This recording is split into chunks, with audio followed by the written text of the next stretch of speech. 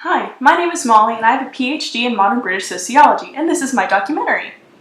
You might be asking yourself how a little cat such as myself could have a doctorate in something so obscure and specific, and honestly, I ask myself the same thing every night while lying in bed. Every day is a waking nightmare of the mistakes I've made in the mere 2 years I've been alive. Don't make the same mistakes as me, please. Anyways, meow, it's time to get started. Today, I'm going to teach you about Britain's modern history, starting from the early 1900s and to the mid-20th century. Well, I guess that's not exactly modern history, but look, I'm a cat and covering all of modern history is asking a lot from me. So, during the early 20th century, Britain would face a brand new phase of history that would forever affect the country, the people, as well as the literature. What is this, you might ask? Well, next time on Dragon Ball Z, you'll find out. Nah, I'm only kidding with you. It's a cat joke. It's disillusionment and alienation. Disillusionment sounds like it'd be about the process of illusions dissing you real hard, but it's much worse than that. Disillusionment is a feeling of disappointment in response to finding out a terrible truth after being told an idealized, sugar-coated lie. Truly disappointing. In Britain's case, however, many, specifically young soldiers, became disillusioned by World War I and World War II, which I'll get to in a second. Their disillusionment led to something called alienation. Alienation is not to be confused with the late 1980s science fiction thriller Alien Nation, but is actually the state of being alienated or isolated from the world, and in this case was mentally in the modern society of Britain. Starting on July 28, 1914, World War I began.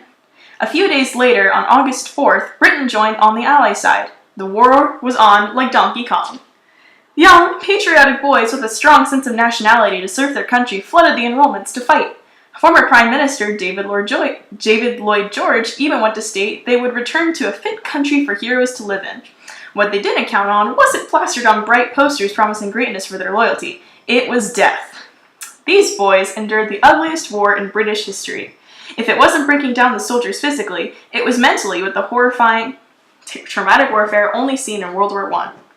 Living in the revolting conditions of the trenches, such as mud, rotting corpses, rat infestations, overflowing latrines of feces and urine, and the never-ceasing smell, these brave boys were going to have a bad time. With all this, there was always the threat of machine gun fire, grenades, and snipers.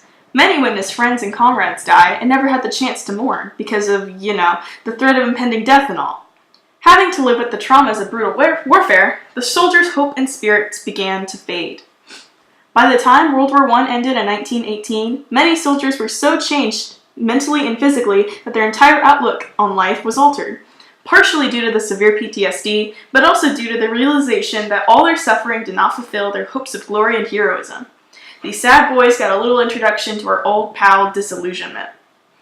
This attitude is observed in a variety of British writers, including British-American poet T.S. Eliot. After World War I ended, Eliot wrote one of his most famous pieces of poetry, The Waste Land, which fully summarized British attitudes and emotions of the aftermath laid ahead of their semi-sweet victory over Germany.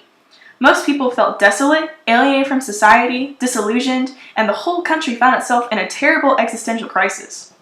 Eliot writes this piece with fragmental bits in order to make the poem so confusing that most people can barely interpret it, just to get the point across about how confused and lost all of Britain felt after World War I ended. He focuses on themes of death, despair, disillusionment, and isolation. So, let's fast forward to World War II. This time it's personal. Britain must team up again with the dream team of America, France, the USSR, and among other countries who I don't care about enough to name.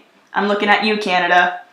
The Allies must stop the ultimate evil, Hitler. Similarly to World War I, lots of young, patriotic boys, fresh and ready for battle, went into war, found out it sucked, and became disillusioned.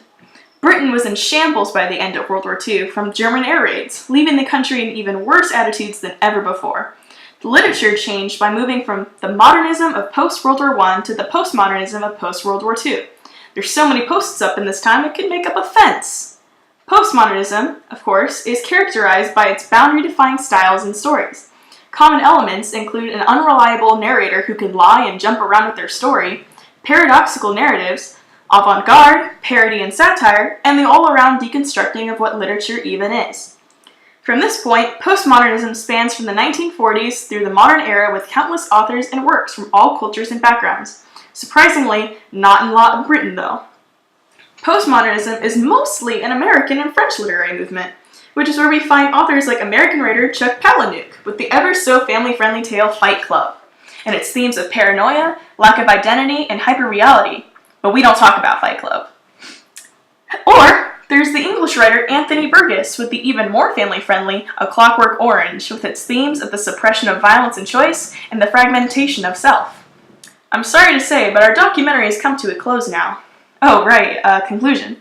Well, basically all of modern British history in terms of the changing of national attitudes are all based around the World Wars, which through its hardships inspired countless authors to write what the people were feeling in ways that were understandable.